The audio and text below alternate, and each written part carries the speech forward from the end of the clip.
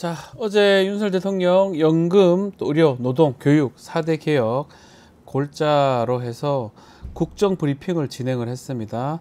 자, 오늘은 금융 전문가 또 독도 특위로 계시고 있는 김병욱 전 더불어민주당 의원과 함께 국정 브리핑, 또 금융투자세 세제 개편 등에 대해서 여러 가지 이야기를 좀 나눠보겠습니다. 의원님 나와 계십니까? 네, 안녕하세요. 네, 분당을 지역위원장 김병욱입니다. 네, 건강히 지내시고 계시죠? 예, 지금 직접 출연해서 네. 방송하려고 했는데 가는 길이 너무 많이 밀려갖고 맞습니다. 네. 지금 부득이 전화로 할 수밖에 없음을 꼭 양해 부탁드리겠습니다. 예, 제가 뭐 그 근처에서 왔는데요. 저는 아주 일찍 출발을 하지 않으면 올 수가 없기 때문에 상당히 막히는 곳입니다, 사실은. 그래서 네, 너무 밀리네요. 예, 맞습니다. 지금 변호사님께서 판교 사시죠? 네, 판교에서 지금 왔습니다. 네, 네. 거기 저는 그보다 더 아래 분당 쪽입니다. 자, 윤석열 대통령 브리핑 얘기 조금 해야 되는데요. 경제 예. 성장률이 미국에 이어서 두 번째로 높다. 우리 경제 살아나고 있다라고 얘기를 했는데, 의원님 잠깐만 영상으로 이야기 한번 들어보고 다시 네. 질문 드려보겠습니다. 네. 다행히 곳곳에서 우리 경제 회복의 청신호가 들어오고 있습니다. 최근 OECD는 한국의 올해 성장률을 2.6%로 상향 조정했습니다. 이는 국민소득 2만 달러가 넘는 G20 국가들 가운데 가장 높은 수준입니다. 세계 3대 신용평가 기관인 스탠더드 앤 푸어스는 2026년 우리 1인당 GDP가 4만 달러를 넘을 것이라고 전망했습니다.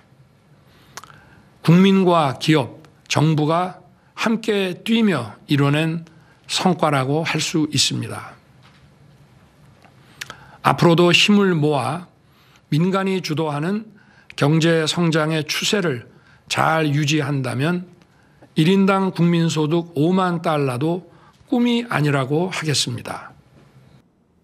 자, 의원님, 지금 네. 대통령께서는 우리 경제가 지금 좀 살아나고 있다, 활력을 되찾고 있다, 이렇게 어제 기자회견 또 국정 브리핑에서 얘기를 했거든요.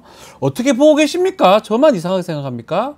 네, 아이고, 국민들이 어제 방송을 보고 정말로 실망을 많이 했다라는 말씀을 많이 해주셨어요. 예. 지금 국민들이 겪고 있는 고통, 특히 민생을 중심으로 한 경제 고통이 아주 크지 않습니까? 그렇죠. 우리가 주변 상가를 가봐도 정말 몇몇 상가 빼고는 다들 텅 비어 있고. 이게 보이거든요. 공실률이 안 보입니까? 이게 보이잖아요. 심각하죠. 예. 임대 중이다, 주인 직접 상담, 수수료도 아깝다는 거 아니겠어요? 그러니까요. 그리고 가보면은 마지막 주무받는 라스트 오더라고 하는 시간들도 8시 이렇게 해서 가게 문 열어놔봐야 손님 안 들어올 거 뻔하니까 인건비라도 아끼자, 그런 심정으로 그렇게 라스트 오더 시간이 당겨지고 있는 거 아니겠습니까? 예.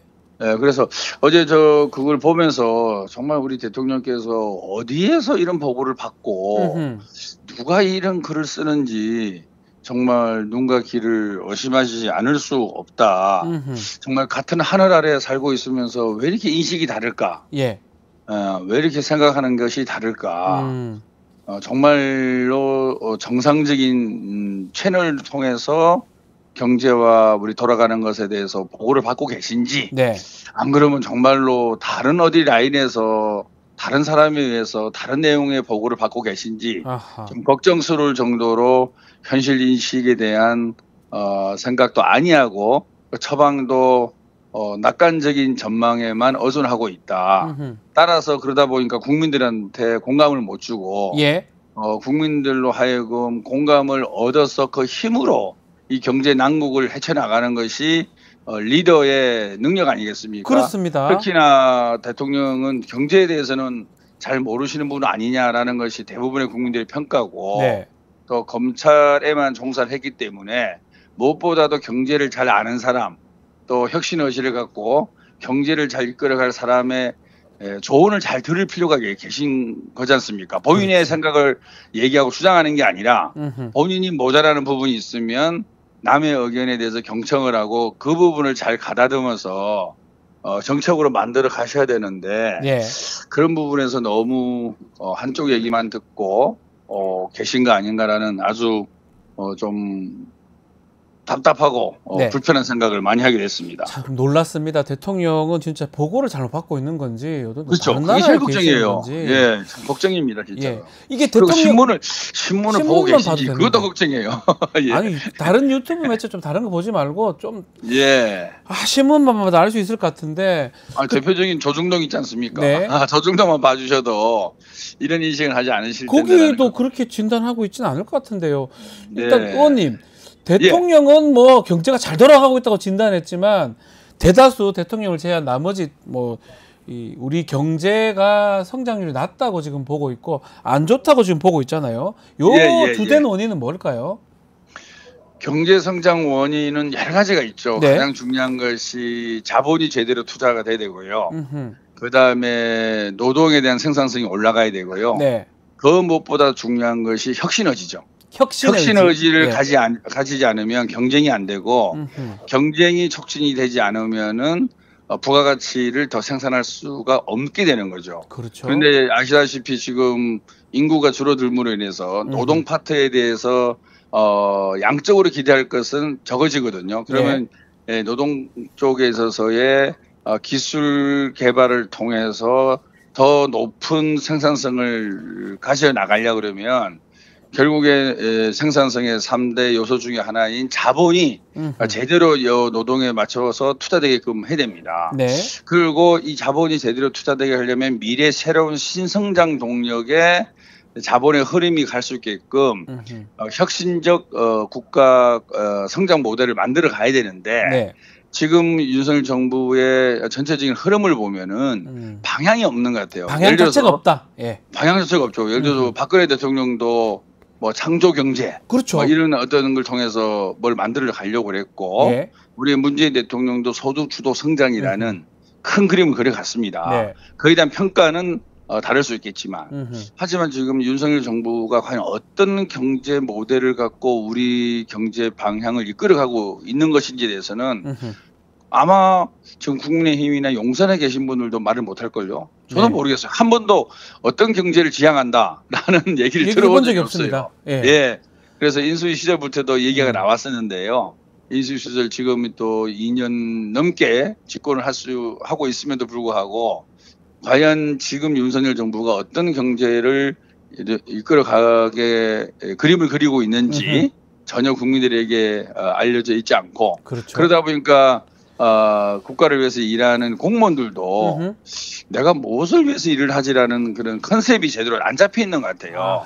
그러다 보니까 이것들이 민간 사이드하고 잘 소통을 해서 함께 시너지를 내와야 되는데 그런 것들이 전혀 현재 어렵게 돼 있고요. 네. 특히나 윤석열 정부 들어서고 나서 공무원들에 대한 감사가 강했지 않습니까? 감사를 통해서 과거 정부에 뭐 같이 일을 했느니 정책 결정을 왜 그렇게 했느냐 하면서 감사를 하다 보니까 공무원들의 적극 행정이 아주 지금 떨어지고 있습니다. 부족하다? 다시 말해서 일 열심히 해봐야 정권 바뀌면 감사받는다.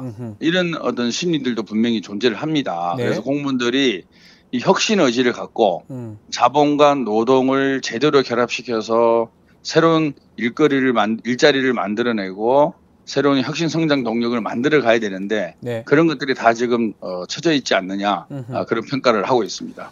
자, 경제 짚어주셨는데요. 네. 자, 이번 브리핑 뭐 다른 것 좀 눈에 띄었던 거 뭐 한 가지만 좀 얘기해 주시면 안 되겠습니까? 보시면서. 잘 안 들립니다. 미안합니다. 예, 죄송합니다. 저 브리핑, 국정 브리핑하고 기자회견 아마 보셨을 건데. 의원님께서 좀 눈여겨봤던 부분 뭐 한 가지 정도 더 부탁드리겠습니다. 저는 전반적으로 국민과 동떨어진 생각을 하고 있다는 것을 크게 느꼈고요. 그리고 기자들의 질문에 대해서 어려운 부분이 있으면 다 모르겠다. 특히 인사라든지 한일 관계 문제라든지 독도 문제 이런 질문도 나오지 않습니까? 그런 부분에 대해서 모르겠다라고 일관되게 답변하시는 걸 보고 자, 정말로 그러면 지금까지 정부가 펼쳐진 외교라든지 이 독도 이 문제는 과연 어디서 시작돼서 대통령의 이부를 통해서 이렇게 나왔는지 그 과정에 대해서 좀 의문이 들더라고요. 그래서 그런 부분에 있으면 대통령께서 자신감 있게 설명을 잘 하셔야 되는데 어려운 부분에 대해서 피해 가시는 모습은 정말로 국민들 보기에는 우리가 대통령을 믿고 열심히 일해야 되는 거 아니겠습니까? 근데 대통령께서 도망가는 듯한 모습을 보일 때 과연 국민들이 어떻게 생각할 것이냐. 네. 예, 그리고 과연 그것이 대통령 올바른 처신인지 왜 저렇게밖에 할 수 없는지 그런 안타까움을 많이 느꼈습니다. 그 모른다 말씀을 해서 질문을 좀 드려보겠는데 네. 최근에 일본 관련 특히 뉴라이트 인사들 임명이 되고 있고 김태호 차장인가요? 대통령은 뉴라이트 모를 거다 이런 얘기를 했잖아요. 예, 본인도 뭐 뉴라이트 아니다 이런 얘기도 하더라고요. 네. 김태호 차장은. 예, 그 얘기 한번 해볼게요. 이거 어떻게 보십니까? 이게 좀 어떻게 이해하는 게 맞습니까? 그러니까 참 지금 사실 모든 정책 네. 중심은 뉴라이트 인사고. 그러니까요. 그 정책 발표 내용도 뉴라이트의 내용 아니겠습니까? 그럼 자신감 있게 자기의 정체성을 드러내야 되는데 네. 뉴라이트가 갖고 있는 부정적 이미지를 알고 있다는 거죠. 알고 있음에도 불구하고 뉴라이트 정책을 펴는 그런 일배반적 행동을 계속하고 있지 않습니까? 지난번 한번 보세요. 우리 청문회 보면 이진숙 방통위원장은 위안부가 강제적이냐 자율적이냐 그 질문에 대해서 계속 답변을 안 하잖아요. 구체적 답변하지 않겠다 이렇게 얘기했습니다. 개별적 답변. 네. 예. 아니 그건 개별적 답변이 아니죠. 그렇죠. 국가의 장관을 하려는 사람의 기본적인 역사관을 물어보는 것은 청문위원으로서는 당연한 권리인 거죠. 또 국민의 알 권리인 거고. 근데 그런 위안부가 강제냐 아니냐 이런 거에 대해서도 답변을 하지 못할 정도의 인사가 장관이 된 거 아니겠습니까? 네. 예, 그리고 김문수 장관은 뭐 일제시대 우리 선조들의 국적은 일본이다. 이런 아니다. 얘기를 하고, 김영석 독립기념관장은 1940년 광복을 인정하지 않는다. 이런 반헌법적 인식도 갖고 있는 것이고, 그리고 아까 얘기한 대로 김태호 차장은 중요한 것은 일본의 마음이다. 중일마. 예. 그리고 또 정진석 대통령 비서실장은 역사관은 다양할 수 있다라면서 친일 인사들을 비호하고 이런 쭉 흐름들을 보고 있으면 이건 분명히 이거는 뉴라이트 인사들이 중용되고 있고 그 사람들의 생각이 외교에 반영되고 있는 거죠. 근데 그런 부분은 문제는 뭐냐면 이렇게 단편적으로 톡톡 흘리면서도 대통령 입에서는 자신감을 갖고 있지 못하다는 거죠. 자신감도 없다. 그럼 이 인사가 과연 누구에 의해서 이렇게 이루어지는 인사인 것인가? 라는 것도 의심할 수밖에 없는 거고, 이런 큰 틀에 대해서 대통령이 아닌 다른 사람에 의해서 이것이 그려지는 것인지, 안 그러면 대통령에 의해서 그려짐에도 불구하고 대통령 스스로도 뭔가 국민들한테 얘기하기가 떳떳하지 못한 그런 부분이 있다는 것을 인식하고 있는 것인지, 하여튼 모든 면에서 국민들의 믿음을 주지 못하는, 그리고 국민들로 하여금 화가 나게 하는 그런 브리핑이지 않았나 생각하고 있습니다. 그 연장성사에서 독도 얘기를 좀 해봐야 될 것 같고요. 지금 독도 지우기 진상특위 위원으로 제가 알고 있는데, 자, 성남시청 현장 실사를 진행했다는 뉴스도 제가 봤습니다. 어제 갔다 왔습니다. 네네. 그래서 이 독도도 똑같은 선상에 있는 게, 연장선상에 있는 게 아닌가 생각이 듭니다. 독도 지우기 논란인데, 일단은 독도 특위 멤버로 나서게 된 계기는 있을까요, 의원님? 당에서 맡아달라고. 해라고 하던가요? 그 멤버 구성은 어떻게 됩니까? 특위 멤버 구성? 우리 이번에 그 최고위원 된 우리 안보 국방 전문가 김병주 최고위원이 단장을 맡았고요. 그리고 일본에서 귀화해서 열심히 활동하고 계신 세종대학교의 허시카 유지 교수님. 그리고 우리 당에서는 뭐 국방의 전문가고 다선이라고 할 수 있는 추미애, 그다음에 윤호중, 뭐 등등 어원들이 다 지금 참여를 하고 있어요. 한 15명 어원들이 참여하고 있는 걸 알고 있습니다. 멤버들이 뭐 쟁쟁한데요. 지금 성남시에서 어제 갔을 때는 어떤 독도 지우기가 이루어지고 있던가요? 혹시 확인하셨나요? 최근의 일은 아닌데요. 2022년 12월 때 예산이 삭감돼서 2023년 1월부터 저희가 각 그 지방자치단체나 동사무소에 가보면은 독도의 섬을 CCTV로 촬영해서 틀어주는 그런 광경을 많이 보고 있지 않습니까? 저도 봤어요. 저도 봤어요. 예, 많이 보고 봤어요. 있죠. 그래서 저희도 2011년도부터일 겁니다. 이재명 당시 시장이 재직 중일 때 이 영상을 틀기 시작했습니다. 그래서 10년간 틀어왔죠. 10년간 틀어왔는데 갑자기 2023년 1월부터 이 예산이 삭감되면서 독도 영상 송출이 중단된 사건입니다. 그래서 저희가 이제 최근에 이 일을 알게 돼서 그에 대해서 그 진상을 확인하러 현장을 방문을 했고요. 가본 결과 역시 독도 관련 영상은 송출되지 않고 있었고 성남시의 시정 홍보만 그 화면을 통해서 계속 나오고 있었습니다. 그래서 우리가 그 부분에 대해서 왜 중단됐느냐. 과거 10년간 잘 틀어왔고 그게 지금 KBS N에서 송출하고 있습니다. 전국에 수백 군데에 송출하고 있는데 왜 성남시는 그동안에는 다 민주당 시장이었습니다. 신상진 현 시장이 이제 국민의힘 소속 아닙니까? 신상진 시장이 출범하고 나서 약 6개월 만에 왜 독도 영상을 송출하지 않았느냐. 그 관련돼서 현장을 확인하고 신상진 시장과의 면담을 요청했지만 면담을 거부했습니다. 그리고 현장에도 사실 국회의원들이 이렇게 많이 가고 하면은 의례적으로도 시장 또는 믿을 만한 국장급 이상 간부들이 와서 설명을 하는 게 상식이거든요. 그럼에도 불구하고 책임 있는 고위공직자 어느 분도 현장에 나오지 않고 우리 방문단을 홀대를 했죠. 그래서 저희가 이 설명을 듣지 못했고 어제 오후 2시에 이런저런 해명성 기자회견을 했습니다. 결과는 독도 관련 영상을 송출하겠다라는 답변은 전혀 없고 송출을 중단한 그런 어떤 변명만 늘어놓은 그런 회견이었는데요. 성남이 전국에서 재정 자립도가 가장 높은 도시입니다. 알고 계시죠? 알죠. 그리고 예산이 얼마인지 아십니까? 1년에 6조입니다. 6조. 6조나 됩니까? 몰랐습니다. 이 관련 예산이 얼마인 줄 아세요? 모릅니다. 2천만 원 조금 넘습니다. 2천만 원요? 제가 내겠습니다. 그러면 내주시겠어요? 2천만 원이 뭡니까? 그러면서 예산 절감이다. 시민들이 잘 보지 않고 있다. 등등등등 이유로 이것을 송출을 중단했다 말씀을 하셨는데요. 저는 정말로 변명에 불과하다고 봅니다. 지금 성남에 가보면 각종 모니터 화면을 통해서 성남시정 홍보를 하고 있어요. 다시 말해서 이것도 독도 관련된 영상 송출을 중단하고 성남시정 영상으로 채우고 있는 거거든요. 맞습니다. 그러니까 어떤 의심을 하냐면은 성남시 신상진 시장이 시정 홍보를 빌미로 자기 홍보하려고 독도 영상을 송출을 중단한 거 아니냐라는 의심까지도 하고 있습니다. 그 많은 지금 현수막 또 분당이나 성남에 가면은 시정 홍보 현수막이 너무 많아서 미관을 엄청나게 해치고 있습니다. 그래서 주민들의 불만이 엄청 많거든요. 그런데도 독도 송출 영상도 중단하고 또 시정 홍보를 하는 거예요.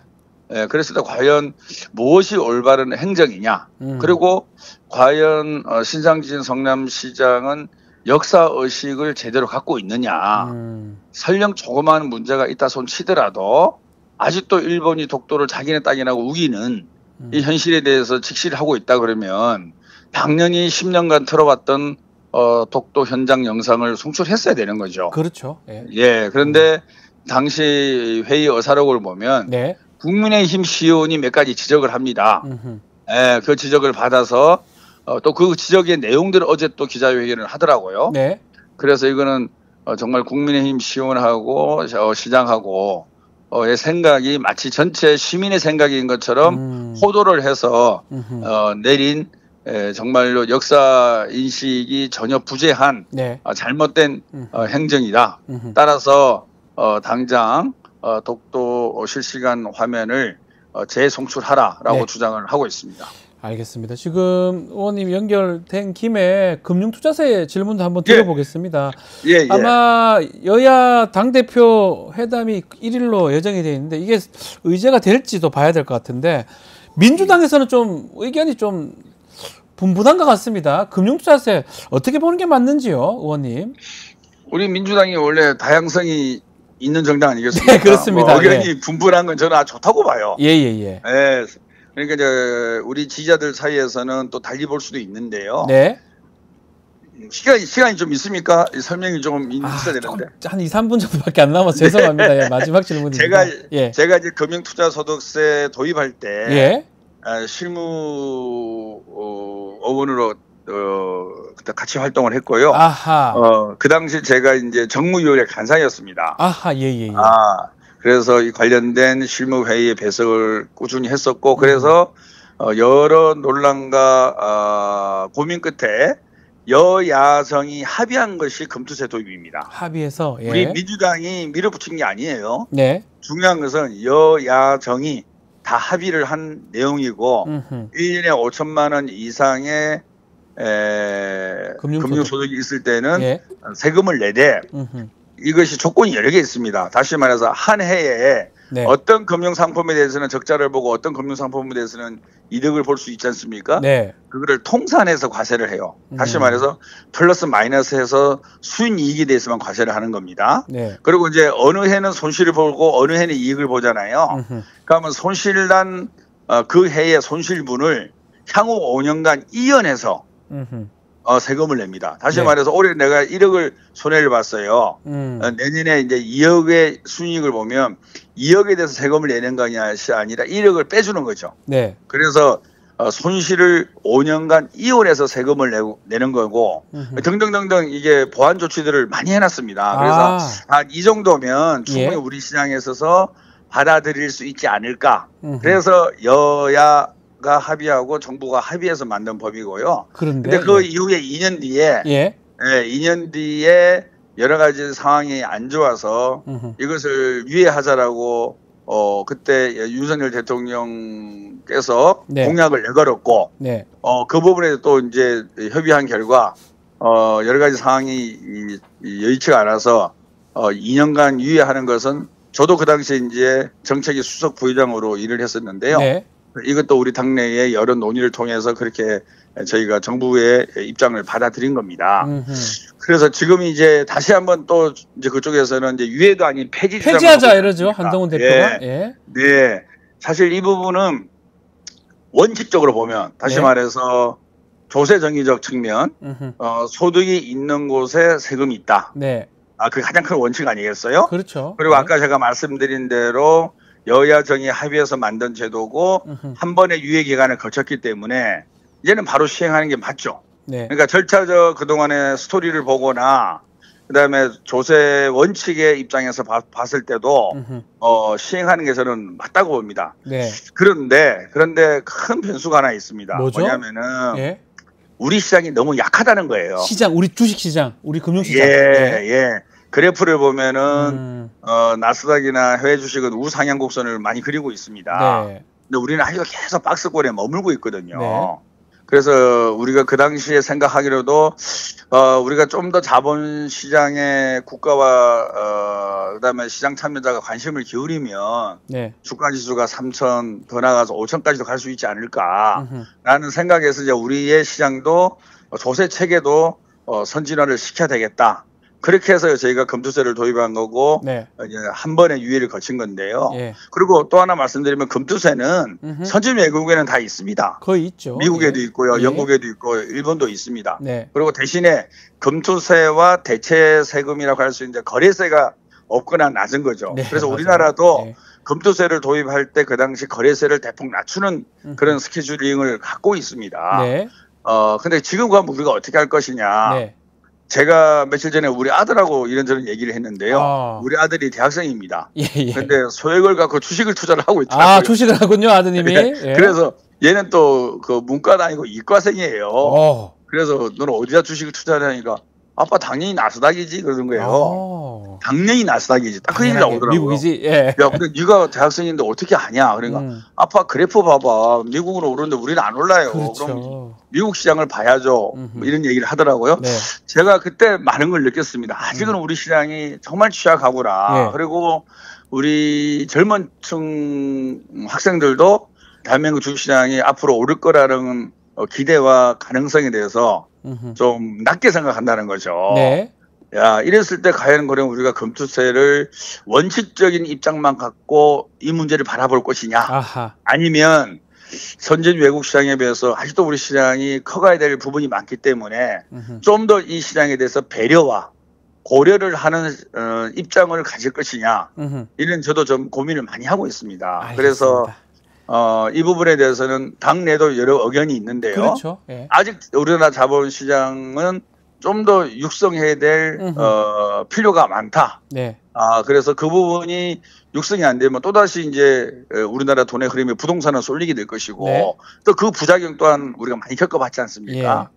그래서 우리가 그동안에 민주당이 가져왔던 전통적 가치관 그리고 우리가 그동안에 약속한 부분 그리고 한 번의 유예를 통해서 우리가 한번 양보한 것도 다 고려를 하되 네. 하지만 아직도 대한민국 시장이 너무나 약하고 많은 투자가들이 우리 시장보다는 미국 시장을 바라보고 있다라는 현실을 잘 감안을 해야 된다. 네. 그 속에서 우리가 지금 있는 대로 원칙적으로 시행하는 것은 무리가 있고 아하. 잘못하다가는 투자자들이 우리 민주당을 크게 원망할 가능성도 있다고 봅니다. 예, 알겠습니다. 그래서 이 모든 것을 잘 감안해서 예. 합리적인 방법을 도출하지 않을까 그런 생각을 하고 있습니다. 알겠습니다. 아마 이게 회담에서도 좀 얘기가 된다면 좀 합리적인 뭐 방안 도출할 수 있지 않을까 생각이 듭니다. 오늘 말씀은 오늘 여기까지만 들어야 될까. 다음에는 직접 모시고 좀 더 많은 얘기 좀 듣도록 하겠습니다. 오늘 감사합니다. 감사합니다. 네, 수고하십시오. 네, 지금까지 김병욱 전 더불어민주당 의원과 함께 이야기 나눴습니다.